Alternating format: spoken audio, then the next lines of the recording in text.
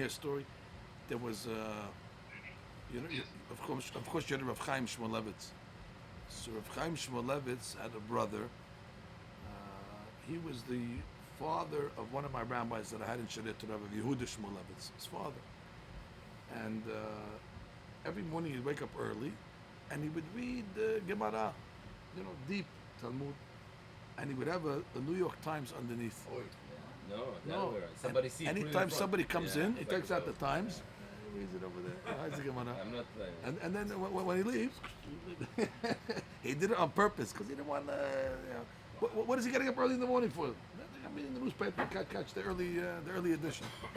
These are tzaddikim that they hid themselves. But HaKadosh Baruch Hu reveals them. There was a lot of content, a lot of meat in that. A lot of meat. When I was thinking about what you're saying, people make, like you said, a guy wants to give a woman, she wants to keep herself quiet. People compliment, you just, Right, so you have to control it and just say, good idea.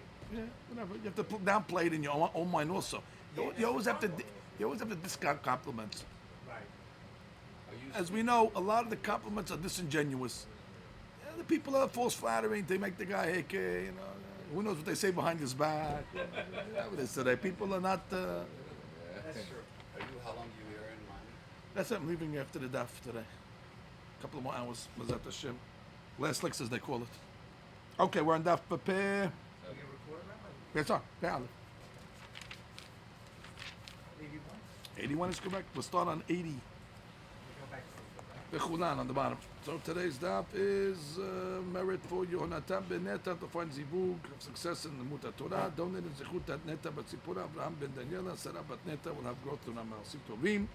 Le'elun Nishmat Shlomo ben Rivka, Tzlachat Yitzhak ben Esther. We begin today's daf on Pe Amud Bet, and we're starting on the bottom of the Amud. 1, 2, 3, 4, 5, 6 lines from the bottom. Bechulam she'amru tol et shelecha.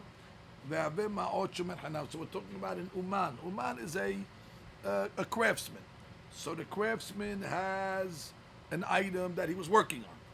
And while he's working on it, since he's getting paid to work, so therefore he's called a shomer sakar. He has to watch the item. And shomer sakar has liability.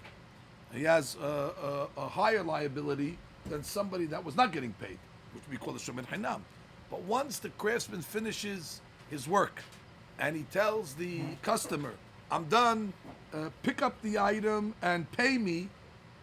Basically what he's saying is, I'm not a shomer sakar anymore. I'm done. And if I'm not watching it on that high level, but he turns into what's called a shomer hinam. He becomes now a watchman that is not being paid. Tananatam. We learned, and we're going to learn actually later on page 98. Amar lo shoel. Let's say the borrower, somebody borrows something. So he tells the lender, Shelah, send me your animal. Send me the animal. Which means he wants to borrow something. Just okay, send it to me. Ushlaha.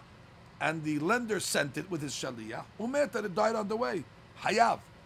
The borrower is hayav because since he told him send it, so therefore he's following his instructions. Therefore it's considered the borrower's from that point on. And if even though something happened on the way before it got to him, the borrower is going to be liable. Because again, the lender is only sending it because the borrower commanded him. Let's go the other way. At the time that the borrower is returning it to the lender. So let's say the lender said, send it to me. So and he listens. So the law is that on the way, if something happens, so the borrower will be exempt because he's following the instructions of the lender, and therefore he's patur. Amar Rafram bar Papa, Amar Rav Chisda. So Rafram bar Rav Chisda makes a condition over here. He limits the case. Lo shanu. This case that we said what? That if the borrower sends it. That if the borrower sends it on his own, so he's not going to be exempt. Ela shehazira betoch yemei she'elata. That's only if he sent it within the time of the terms of the borrowing, which means he sent it on his own. we're talking about where the lender did not say send it to me. He did it on his own. He sent it back. So if you send it back and it's still within the terms of your deal, so you're still responsible. However, if the borrower sends it back after already the terms are finished, which means already he does not have a status of a borrower anymore, and basically once the terms are over, he's not responsible on the level of a shoel, which means he's not responsible for onus. Onus would mean if an accident out of his control happens. Normally, a shoel is responsible for the highest level of protection, even if the animal gets struck by lightning, the shoel is hayab.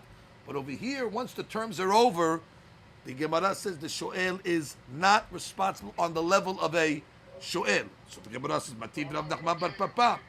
Rav Nachman bar Papa asks, "What do you mean? We just learned in our Mishnah. V'chulan she'amru tol et shilcha v'ma'ot shomer chinam." Would we say if the craftsman comes along and says, "Take your item and pay me the money," so he becomes what? Shomer chinam. And therefore, if he's a shomer chinam, he's exempt if the item gets stolen or lost. So what does it say over here? That's only because he came along and said, "Pick up your item." But until he says pick up your item, it sounds like he's responsible. So we should say the same thing by the shoel. Until he comes along and says, "I'm done, pick up your item," he should still be responsible. The Gemara says, Gemartiv, if he just came along and said to him, "I'm done." He didn't say pick up the item, he just said, "I'm done, I finished." No, then he's still considered a shomer sachar. He still has the status of a paid worker and therefore paid watchman, and therefore his liability is going to be that much greater. And according to this as well, that even though the lender knows that the term is up, that should not give the borrower off the hook. That should not make the borrower not liable until actually he returns it. So therefore, why did you say that the after the term is up, the borrower is not liable anymore? It sounds like when the craftsman is finished working, he's still liable until he actually says, "Come pick it up and pay me." So therefore, why do you say that the borrower is not liable after the terms? It seems that he should still be responsible. So the Gemara says, "Lo." The Gemara says, "No. Do not make that implication. The implication that you made was like this: only because he said, 'Come, pick up your item and pay the money,' implying what? That if he said, 'I'm done,' he'll be responsible. Saying 'I'm done,' meaning 'I'm finished,' is not enough." The Gemara says, "No, that's the wrong diuk. Lo, la. The diuk should be like this. What if he said, 'Give me the money and then take your item'?" He reversed it. "Give me the money" means he wants the money first before he releases the item. In that case over there, he's still a shomer, because he's saying, I'm not letting this thing go. And that's the diuk. But if he said, "I'm done," if he said, "I'm finished," could be you're right, he's not responsible anymore. It's only in this case because he said, "Pay me first and then I will give you the item back." That's showing that I'm not giving you the item back until you pay me. The first case in the Mishnah was what? Where he said, "Take the item and pay me." That clearly is saying, I'm not responsible anymore. Take the item and pay me. But if he says, "Pay me and then take the item," that means he's not giving up the item until he gets paid, and that's when he's going to be a shomer sachar. But if he came along and said, "Gimartiv, I am done," then maybe he's not liable as well. Therefore, it's not a problem with with his responsibility. That's what the Gemara says. About Gimartiv mai. What do you want to say if he said Gimartiv, meaning "I'm done"? Shomer chinam? You want to say that he goes to become a shomer chinam? Is that a shomer sachar? Yachem. If that's the case, v'chulan she'amru tolet shelcha b'ma'ot shomer chinam. Which means, why did the Mishnah give me the case where he said, "Pick up your item and give me the money"? That makes him a shomer chinam. Why do you have to jump to that case? Nashme'inan gimartiv. He should have given the bigger hadush.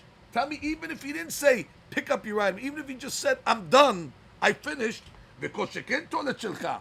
So you should have given me the bigger hadush in the Mishnah. If you tell me that gimartiv also is considered a shomer chinam, why did you have to give me the small hadush to say, "Pick it up"? Of course, you say, "Pick it up." That means he's done. But if you're holding the gimarti that I'm finished, even without saying pick it up, that's considered that he's finished with his responsibility. Say that case.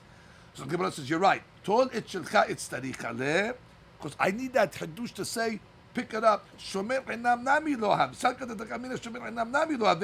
I would have thought that maybe really you're right. When I say pick it up or when I say I'm done, it's the same thing. So why do I have to tell me the case of pick it up?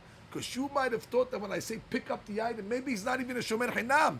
Maybe he has no liability whatsoever. That's what the Mishnah has to say, that even though he said pick up, he still has limited liability. His liability is of a shomer hinam. You might have thought that when you tell the guy pick up your item, maybe that means to say, and I'm not liable for anything. That's why the Mishnah says, no, you are liable. You're still liable as a shomer hinam. Now the Gemara says, Ika da Amra. We have another version of this conversation. Amar Rav Nachman bar Papa. At anana metarinam. We learned this in the Mishnah. Again, once already the term of the borrowing is up, the borrower is not responsible anymore. We know that from our Mishnah. As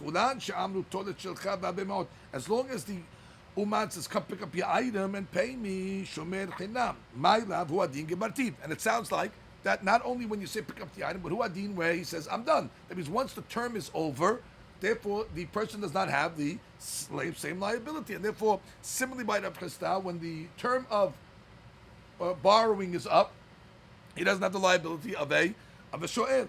The Gemara says, no, tolet shelcha shani. Maybe when he says, come pick it up, that's different than when he says, I'm finished. Which means the Mishnah maybe is only coming to say, only when you said, tolet shelcha, take your item, that's when he's not becoming shomer sakani, because he's saying, pick up your item. But if he just says, I'm done, okay, but he didn't say pick it up, so maybe he still has liability. So you cannot, according to this version, you cannot make a comparison from tolet shelcha to gimartiv. Maybe they are different. And now we have a third version. He brought a contradiction between two Mishnayot Umeshani, and he answered it. What was the contradiction? Tenan. We learned in our Mishnah, as long as the Uman said, pick up your item and pay me the money, he becomes what? A shomer hinam. Hu adin the gemartiv. And we assume that what? It's also the same law if he says, I'm finished. Oh, same thing. According to this version, they want to say the same thing. Would mean we have a contradiction from a Mishnah later on. Amar lo shoel, if the borrower come along and says, Shelach, send me the item, ushlacha, and the lender sent it, and it died on the way, umeta hayab, because since the lender is following the words of the borrower. V'chen b'sha'at shema'zira, and similarly, on the way back, when the shoel is returning it to the mash'il, if the lender came along and said, send it to me back, and it died on the way, he's going to be patur. Why? Because he's sending it with the knowledge, instructions of the lender. According to this Mishnah, what do you see over here? That after already he lets the lender know that he's finished, it's what? He's still considered responsible until actually he gets instructions. So therefore that's soter, because we just said what? That once you're finished, then there's no responsibility. But here it sounds like, no, once you finish, you're still responsible until you send it back on his instruction. So Yabara says, Umeshani amara from a papa amara fasna, lo shanu ela she'ozid betoch yemeh she'elata. Maybe that case where we said where you're still responsible is where you returned it back and it was still in the terms of, it was still in the time of your lending, of your borrowing. However, but you're right. After the term of lending is over, you're patur, which means you don't have to, even if the lender did not give you instructions. Once it's over, then already you're. That's a shame. That's a shame. You missed a beautiful daf. Sorry. So now the Gemara comes along and says on Pe Aleph, Ibaya lehu. We start on Pe Aleph up to Ibaya lehu. Patur mishoel behayav keshomer sachar, or dilma shomer sachar nami lo have. Oh, so that's the question. We said that after already the term of she'elah is up, so we say he's patur. Okay, patur. So meaning you're patur from being a shoel. You don't have the responsibility and the liability of a shoel. Okay, but what are you? Hayav Shomer Sachar, does he become a Shomer Sachar? Or Dilma Shomer Sachar Nami Lo Haveh? Or maybe he's not even a Shomer Sachar, which means what does he turn into? We know that the highest liability is a Shoel. Fine. After the term is up, he does not become a Shoel anymore. So what is he? Is he considered maybe Shomer Sachar? Or maybe not, maybe Shomer Chinam, maybe. What is his liability after the term is up? That's the Gemara's question. Amar Amemor says, well, Mistabra, Patur, Mishoel, V'chayav Kishomer Sachar. Now, why is he Shomer Sachar? He's not getting paid. Not getting paid, he's borrowing it. As a matter of fact, the guy's doing him a favor. The Shoel's not paying anybody, he's not getting paid to watch it. So the Gemara says, no, because since he is getting something from the lender, what is he getting from the lender? He's lending him his item. So therefore, he gives him back a service. And what's the service? It's like he's getting paid, because I'm getting to use the item. So therefore, it's like I'm getting paid. And therefore, after the Shoel is over the term, I become a Shomer Sachar. I didn't get paid. You are getting paid. I let you use my item. And therefore, since I let you use my item, it's like you're getting a compensation, and therefore he's obligated as a Shomer Sachar. Rabbi, how do we join this with the craftsman who builds something, and then he says it's ready? Now it's borrowing. There's no manufacturing. So what? If I give you an item, I lend you an item. Okay, I got it. Very simple. But you're obligated that for 30 days I give it to you. Oh, okay. The question, after the 30-day term, are you still considered liable as a borrower? Until The Gemara, no. The Gemara saying you're not. Because that's it, it's over. My liability is over. So then the question of the Gemara is, so what do I become? Oh, yeah. Okay, am I a watchman for free, which has very limited liability? Or maybe I'm considered a watchman that's getting paid. So the Gemara says, well, where are you getting paid? You didn't get paid, I gave it to you for free. That's where you got paid. The fact that I gave it to you for free, you got a benefit. So it's like I paid you, and therefore I'm going to accept upon myself to watch it on a higher level of liability. So the Gemara says, Tanya keveted amem, or Rebbe is brighter to support amem, that the shoel after the term is a shomer sachar. Halokeh kid mi bet ha'oman l'shagiran lebet hamed. Look at the story over here. A guy went to the uman to pick up some, whatever it is, maybe he made him jewelry or something, and he wants to bring it to his fiance. He wants to bring it to his wife-to-be. He's going to bring it to his father-in-law's house to present some jewelry. He wants to give a dowry. But what? It all depends if his father-in-law is going to accept it. Sometimes they don't accept it. This is too cheap. What do you think? My daughter over here is... she doesn't wear this type of stuff. If it's fake, I want something more expensive. So therefore, he has to make a deal with the jeweler. Listen, I might return it if my father-in-law doesn't accept. Ve'amar he tells the uman, if they accept it, I'll pay you. But if they don't accept it, then I'm just going to pay you a small amount of price. What price am I going to pay you? For the benefit that I got, that they saw that I was a generous guy. He still gets the benefit. The fact that he showed them that he's willing to give nice jewelry, and maybe they come and say, no, it's not necessary. But when he leaves, what do they say? Wow, what a nice guy. The guy's a hashuv guy. Look at this. He was willing to give us some nice jewelry. So I'll pay you for that little benefit that I got for being seen as a generous guy. So now what happened? Of course, Murphy's Law, on the way there, I was talking about not his problem, honest. Let's say he got held up by robbers, whatever it is, and it's not his fault. If he got an accident on the way there, hayav. He's hayav. Why hayav? Because the father did not reject it yet. So since the father did not reject it yet, so therefore you hayav to pay. Because you only said that you're not going to pay if the father-in-law rejects. But since it happened on the way there, and the father-in-law did not yet say he doesn't want it yet, so therefore you're still responsible to pay the jeweler full price. However, but on the way back, where already the father-in-law said, I don't want. So the deen is patur. Why? Right there. Because he's considered what? Noseh sachar. We consider him as a shomer sachar. It means what? As if he got paid. So therefore, what do you see over here? You see in this Gemara that, and it's, obviously shomer sachar is patur, be honest. The Bright is coming along and saying, once already he brought it to the father-in-law's house, and they refused it, even though from at this point over here, the guy doesn't need the jewelry anymore. He's just bringing it back. However, he still has a status of a shomer sachar. Why? Because he benefited from them. He benefited, but he didn't benefit using it, but he benefited by exactly that he looks like a good guy. he enhances reputation. Like we talked about this morning, exactly. And therefore, that's good. So therefore, you see that even though a person, and similarly we'll say, not similarly, or the more so we're going to say, in this case over here, if in a case, and he's going to pay the guy for that, by the way, he's paying him.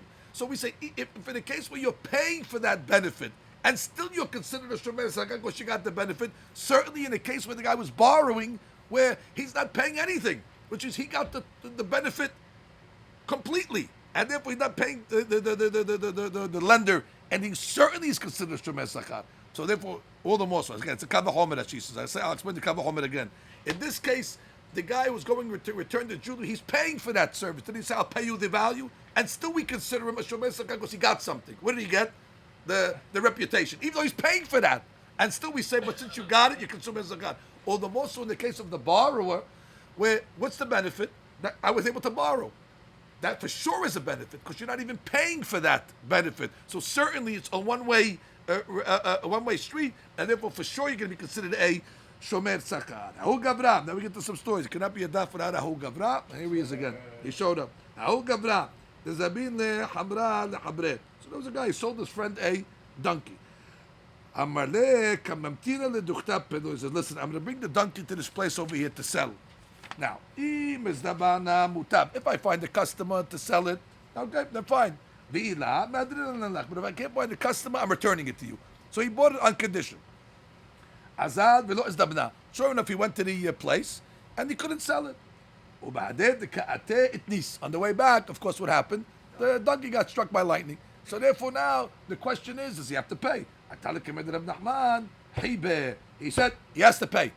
And the question is, well, it shouldn't be that way. Exactly. The Gemara asks the question. On the way there, since already he still had a chance to sell it, then he's considered what? Hayab.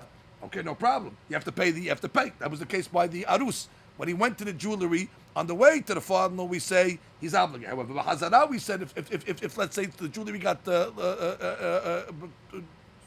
taken away by accident, he's patur. So we see what on the way back, you're patur. So you have no liability. So why are we on the way back with the donkey? Do we say he has liability? So Gemara says patur sagar. Again, on the way back, we consider you an oseh sagar, and therefore you're hayav, you're patur and honest. So why in this case of the donkey is he hayav on the way back? Gemara says, what are you talking about? I want to ask you a question. On the way back, this guy that's taking the donkey, if he would find the customer, wouldn't he sell it? Yes. He would sell it. So therefore, you're still responsible. Just because you said you're going to sell it at that place, and if not, you're going to bring it home. Fine. But until you get it back, you're still trying to sell it. So therefore, you have a higher responsibility as if what? As if it's yours. And therefore, you cannot consider yourself off the hook. And therefore, the Gemara says, Elmaleh hazara dehai halikahi. On the way back with the donkey is like going. Why? If on the way back he would find somebody to buy it, Milo Zabneh, would he not sell it? And therefore, in the case over here where they rejected the jewelry, that's it, they rejected it, he's going home. He's not getting married. He's not doing it. It's not going to find the bride the way home who's going to change her mind. Therefore, for sure, you considered what at this point?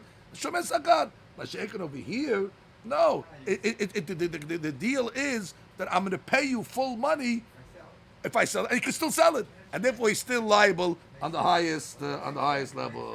That's very good. Okay. Now, shemor li v'shmor lechad shomer sakar. Okay, now we have an issue over here.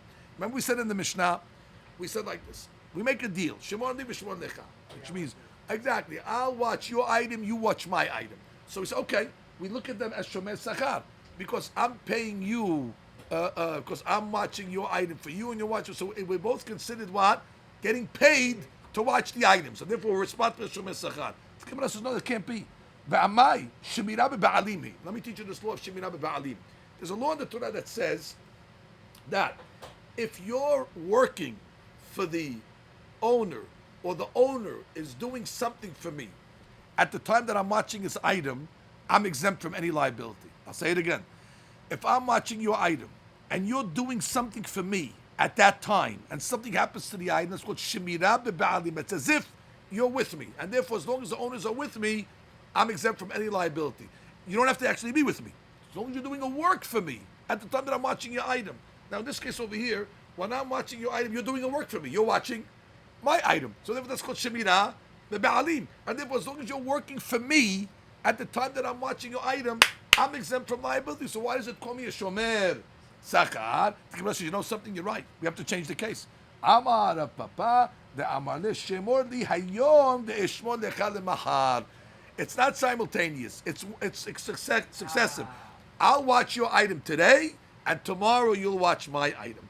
So therefore, since it's not simultaneous, therefore we don't have a problem of Shemirah Be'alim, and therefore Shomer Sagar. I'm watching it because you watched my item yesterday, and therefore it's like I paid you and you paid me, and therefore we consider Shomer Sagar. Tanu Rabbanan Shemodi ve'Shmor Lecha. Okay, that's the first case. You watch for me and I'll watch for you. Or Hashireni v'Hashir Lecha. Lend me and I will lend you. Shemor li v'Hashir Lecha. Or let's say Shemor li, I will watch for you v'Hashir Lecha, and then I will lend you. Or Hashireni, lend me v'Shmor Lecha, and then I'll watch. Any combination. Kulan na'asu shomer sachar zeh lazeh. However the combination is, I'll lend you and I'll watch for you. You watch for me and I'll lend to you. Watch. Lend. All the cases become shomer sachar. Ve'amai shemirah be'alim. It's the same case. It's shemirah be'alim. Once somebody's doing something for me at the time that I'm watching his item, I'm exempt because we said that's called shemirah be'alim. Amar Papa, Amar Shemor Li Hayom v'Shmor Lecha. Same answer. I watch for you today and you watch for me tomorrow. Now we get to another story. These detergent dealers, it doesn't matter what they were doing. The story has nothing to do with detergent over here, but that's what they happen to be. They happen to be detergent dealers. Okay, so every day they would have a group where one guy would bake bread for the rest of the group. That was the custom, that a round robin on the baking of the bread. So they went to one of them of the group and they told him like this, Zil afe lan, okay, go bake first bread. So Amadehu nitrudi gilimai. They say, listen, I don't want to get my gilimah dirty, my robe dirty. So you watch my robe and I'll bake the bread. Okay. Of course, what happened? What happened? They were pishi'ah. They were negligent in their watching, and the item got stolen. So that's a problem. So the Gemara says, Atu the Kebed Papa. They came in front of Rav Papa. Haibinu, you got to pay for the gilimah. So Amru the Rabbanan Papa. They said, wait. Amai pishi'ah be'alimi. This is pishi'ah. We're watching the item when you're working for us. And therefore the law is that if I'm watching something for somebody who's working for me at the time and he's baking bread, we're off the hook. So therefore, why do we have to pay? Because the rabbi got the ruling wrong. He told them, Hayab, they told me you didn't ask the question. They were baking bread. And therefore, he's working for us at the time that we're watching his item. What's the law? That's called Shemirah Be'alim. As long as he's working for us at the time, we're off the hook. But then they have separate agreements. But so what? We're watching at the time that you're working for us. You're baking bread for us. I got it. So but the law is that if the guy who deposited the object is working for the person that's watching it at the time something happens, he's exempt. So the Gemara says, "Ichsif." He got embarrassed, the rabbi, because he botched up the law. Lebesov iglaim milta dahu shata shichra v'kashete. They realized that he wasn't baking bread; he was drinking. He went to the bar to drink beer. So therefore, he wasn't baking bread. So therefore, the hayav. So he was right. What would make the shomer patur if the guy was working for him at the time, but he wasn't doing anything? He went to the bar. That's some worker, like he was a real worker. Why was Papa embarrassed? Because originally he thought he got the rule wrong, but when he found out that actually he was right, but for the wrong reason. He backed into it. He got it right for the wrong reasons. And Baruch Hashem saved the tzaddik for making a mistake. He said hayav, but they told him he's not hayav. He's a worker. He's working for them. But then when they investigated the case, where were you at the time when this thing got stolen? Oh, I was in the bar guzzling, drinking beer. Baruch Hashem. You're not working for them. His ruling is right. Another story. Continue. Okay, that follows the opinion that says what? That even if the watchmen were negligent at the time that the guy was working for them, patur, then you're right. That's why he was embarrassed. Because he said chayav and really it's patur. And according to the opinion that says no, that even if the guy's working for you and you are negligent, you have to pay. Why was he embarrassed? He got it right. He should only be embarrassed according to one side. But according to the other side that says he's chayav, he got it right. That's the point. They found that day was not his day to bake bread. It wasn't his day. They just told him, specifically, Zil afirlan at. Do me a favor, we know it's not your day, but we're asking you to bake for us. Fine. It's not my day to bake the bread. But with the benefit that you're getting by me baking the bread, I want you to watch my coat. So in the interim, what happened? Until they returned it, and then while he was baking, it got stolen. So they came in front of Papa, and then we said, I have to pay. Why? Because it's Shomer Sachar, meaning what? It wasn't his day to bake the bread. So therefore, it was a regular Shomer Sachar that said, I'll bake the bread. You pay me. How are you going to pay me? Your payment to me will be, you watch my item. So they're getting paid. They're getting paid, and therefore they're Hayab. So what was the problem? So the rabbis told Papa, they said, what are you talking about? But this is called Shemirah B'Ba'alim, because bottom line, the guy whose coat it belongs to is working for you at the time. And that's why he should be patur. Iksif. So he got embarrassed. He was drinking beer, and therefore that's what it's going to be. So basically, he didn't get it wrong. He got the right answer, but just for the wrong reason. Okay, so that's it was a little different than we explained it above over there. The Gemara, exactly, which was in this store over here. It was igniv. It just got stolen without peshia, without a. So wasn't a negligence? It got stolen. Let's just review the difference in the answers. No, it's not. I'll tell you the difference. The first answer was what? There was a negligence. There was a negligence, and the Gemara said, "What do you mean? Even there was a negligence. Bottom line, he's working for you at the time. You be patur." So the Gemara says, "Oh, he made a mistake. He was so embarrassed." I didn't think of that. I said, "No. You don't have to be embarrassed. He wasn't working for them at the time. He was drinking beer." Second version. The Gemara says, "No. Even according to the opinion that says you hayav in negligence, how are you going to learn the case? No, the case was not negligent. The case was over here. Was straight up. It wasn't his time to bake. And he comes, you want me to bake? No problem. You watch my item, and for the payment that you would owe me for baking, you watch my item. So they're definitely considered shomer sachar. Okay, what happened? It wasn't a negligence. It got stolen. It was stolen. Not that they were negligent. Oh, according to that, everybody agrees that if you were not negligent and he's working for you at the time, you're patur. So that they said. So the rabbi got it wrong because he said hayav, and then they found out that he was drinking beer, and therefore, like you said, he backed into it, and therefore, ultimately, he was right. Last story. So there was a bunch of guys. They were walking on the road. Here's the midget we talked about in Beki'im. One guy was a tall guy, and one guy was a short guy. The tall guy was riding on the donkey, and he had a flax, a linen garment. Gutza, the short guy, who he was walking, and he had like a wool garment. The Kamasge, he was walking. When they got to the river, what happened? So the short guy took his wool item off because he didn't want to walk in the water, because if the water is going to go into the wool item, it's going to make it very, very heavy. It's very hard to dry. He put it on the donkey. And he took the linen item, because if the linen gets wet, it's easy to dry. So basically, he switched items. He gave the guy on the donkey his wool garment, and he took the linen. Now what happened? Of course, you know what's going to happen. A wave came and took away the linen item. The linen item. Yeah, he had wool. The wool's on the donkey because he didn't want the wool to get wet. So he took his friend's linen item and he's wearing it. Sure enough, the donkey came. The water came and washed it away. Came in front of Rabbi. So he said, "Okay, you have to pay. Why? Because you borrowed it, and the borrower was obligated in all liabilities." Wait, he was watching his item. He was watching his wool item, and we know that if the guy that you're watching his item is working for you at the time, you're patur. Oh, that's the Gemara I was going to say. Iksif. So he got embarrassed because he got the wrong halakha. He didn't ask, and therefore That is, did it because of him. exactly. He wasn't borrowing Because it. his own interest. Exactly. He took it without asking. So I'm not working for you. You just threw your woolen item on my donkey. You didn't ask me to watch it for you. So therefore, you cannot consider that shemirah be'alim. Shemirah be'alim is why I tell you watch my item and I'll watch your item. But in this case over here, where he just took it on his own without asking the guy, therefore he's liable.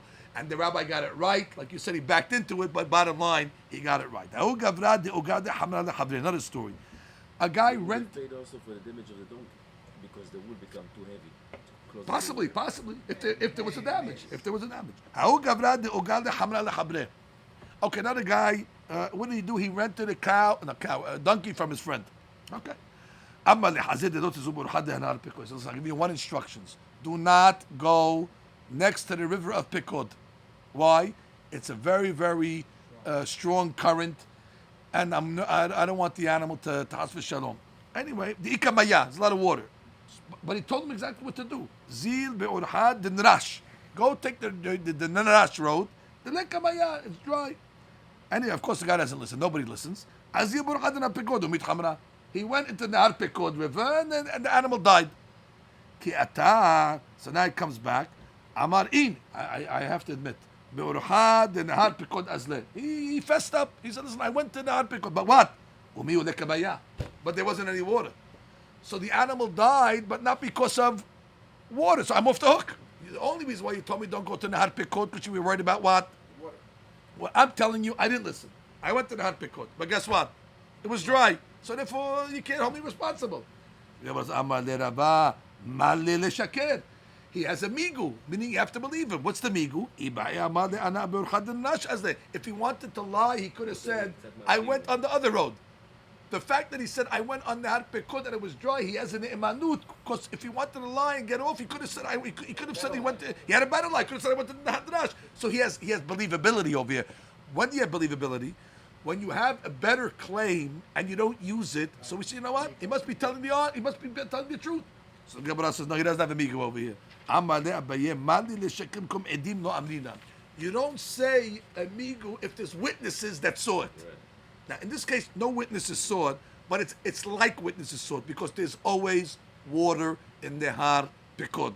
And you're not believed to say there was no water. We know there's water there. It's like there's witnesses. And therefore, you're not ne'emat to say something that is known to everybody. It's like saying, I went to the Atlantic Ocean and it was dry that day. There's no such thing. The Har Pikod always has water. So therefore, he actually... He does not have a believability. Actually, he said the worst of the two lies. He said something that's not believed, Better and than therefore, normal. exactly, it's out of the normal that there's no such thing. Okay, now, Rabbi didn't hold that way. right? Rabbi didn't hold that way. He said, you know what? It's possible there was no water. Where did it say that? Rabbi made Oh, Masechet. Correct. You are correct. Rabbi challenged him and said, no, the Har Pikod always has water, and therefore it's not a good migu. Okay, one more line of Botai. Shemor li v'amar lo anach lefanai. Okay, let's get to the Mishnah. The Mishnah said, a guy comes along and says, watch my item. And what does he say? All right, put it in front of me. That's all he said, put it in front of me. So we said, what? Shomer Chanam. That's considered he accepted upon himself to be the Shomer. Of course, he didn't get paid, so he's a Shomer Chanam. Again, get the case. Guy says, do me a favor, watch my item. Put it down in front of me. Right? Watch my wife, but put it down in front of me. That's it. You accept it. But if he said, put it in front of you, right? You came along and said, okay, do me a favor, watch my, like I said, watch my watch. So I said, put it in front of you. That's nothing. I didn't accept it. I said, put it in front of you. Lo shomer hanam, lo shomer sachar. I'm a nothing. I'm not a shomer at all. Why? Because I didn't say put it in front of me. I said, keep it in front of you. What if he said hanach? Put it down. And now we get the question, which is, we know the extreme cases. If I said put it in front of me, I'm liable. If I said put it in front of you, I'm not liable. What if I just said put it down? Where? So I said put it down. So that's the Gemara's question. Tashema shemor li v'amalo hanach lefanai. Right? Mishnah, put it in front of me. Shomer hanam. So what's the implication? Hastama v'lo klum. Sounds like if you said nothing, just hanach, no liability. Adraba, I'll give you a different proof. If I say, keep it in front of you, that's when I'm not considered liable. Hastama, but if I did it stam, maybe I am liable. The Gemara basically you have contradicting implications. You cannot make any deduction from here because the implications are contradicting each other. Fine. Let's go to Baba Kama, page 47, and we'll learn over there that it's actually Mahloket Tanaim in this case. What's the case? We learned this case in Baba Kama. If let's say I have a hased, and I give you permission to bring your item into my hased, you say, can I bring my donkey into the hased? Baruch haba. Now, what does that mean when I say Baruch haba? Does Baruch haba mean I'll be responsible for watching it, or Baruch haba, I'm not going to hold you responsible if it damages? What do I mean when I say Baruch haba? Free will. So the Gemara says, Free reign. if I let you bring in your animal with permission, Bal Hatzer Hayav, the owner is obligated, he's liable to watch that animal. Why? Because he gave him permission. Rabbi Omer Bechulam Eno Hayav Ad Yikabel Ala Bal Abayit Lishmor. No. Not Hayav until he explicitly says, I will watch it. Just by letting you bring your animal in does not, meaning I'm not gonna prosecute on trespassing, but I'm not watching your animal. That's all I meant when I said, you want to bring the animal, bring it in. Meaning I'm not going to hold you responsible for trespassing, but I'm not watching your animal. So here we have a mahloket where a guy said stam, let your animal. One rabbi says stam makes you liable. One rabbi says it doesn't, which sounds like the same thing over here. Watch my item, put it down. That's stam. So it sounds like it's a mahloket. Tanaim. Amar lo, can I bring my donkey to your yard? Baruch haba. Here you tell him no. I don't ask you what to do. What not to do. I ask you, do you want to watch it? He said yes. He accept the watching. Whether you put here or put there, achinami. But he accept the liability to him. I said, do you want to watch it? He said yes. In the He said yes, or he said hanach. Hanach is same. Accept Put it down. Put it down. Fine. Put it down. Now the chatzer, he didn't ask, watch it for me. Can I bring it in? You off the hook. Hazaku baruch. But here no, it's not the same case. He said, can you watch it for me? He said, put it down. Well, put it down in this case, in this side of the table, put it in the other side of the table. Okay, we can argue about it a million times. But he originally asked him, watch it for me. In the Chatzer, he asked, can I bring him? Okay, you're not trespassing. Hazaku baruch. But here, it's not, can I put it on the table somewhere because you are the owner of this? No. Correct. And still the first rabbi says hayav. Still the first rabbi says, Video.